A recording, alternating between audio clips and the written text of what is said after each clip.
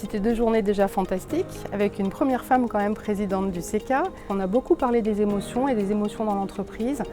Et puis évidemment un regard sur le monde qui nous attend, avec des optimistes, des gens plus pessimistes, mais toujours des chefs d'entreprise engagés et alignés et qui sont conformes aux valeurs du CECA. Il ne faut pas avoir peur d'expérimenter, de partager l'audace, parce que l'audace, c'est un virus, ça se répand dans l'entreprise. Et plus c'est répandu, mieux c'est pour l'entreprise, parce qu'elle est plus dynamique, elle est plus innovante, elle crée davantage d'engagement chez les collaborateurs. Finalement, l'audace nourrit la performance de l'entreprise.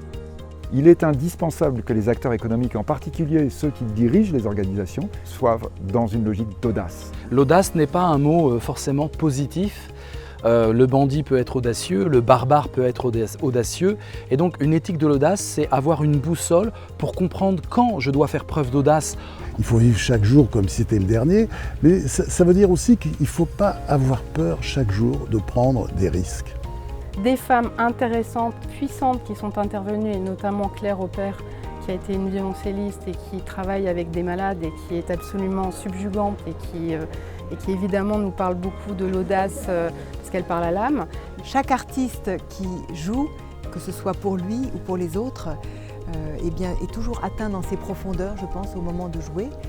Le concertiste joue pour les personnes dans le public. Donc quand je suis à l'hôpital, je ne suis pas que concertiste, je ne suis pas concertiste, je suis soignante. Être animée par le sens de la vie, parce que finalement moi je cours après ça, c'est d'être animée par une activité qui a du sens pour moi, qui a du lien aux autres et finalement qui est utile pour les autres, parce que moi ça m'aide à grandir, même si c'est un challenge au quotidien et que ça nécessite d'aller chercher de nouvelles compétences. Et à titre personnel, c'est tout simplement de continuer à être heureuse. Un chef d'entreprise, ça reste un humain, avec des failles, avec des problématiques, avec aussi des enjeux. Donc oui, il y a des enjeux économiques, oui, il a envie de gagner de l'argent, il n'a pas envie que son entreprise fasse faillite.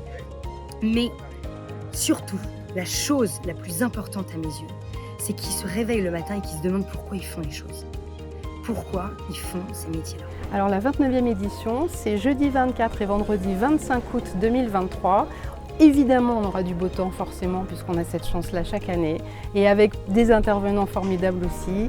Et d'ici là, surtout, passer une très très belle année audacieuse.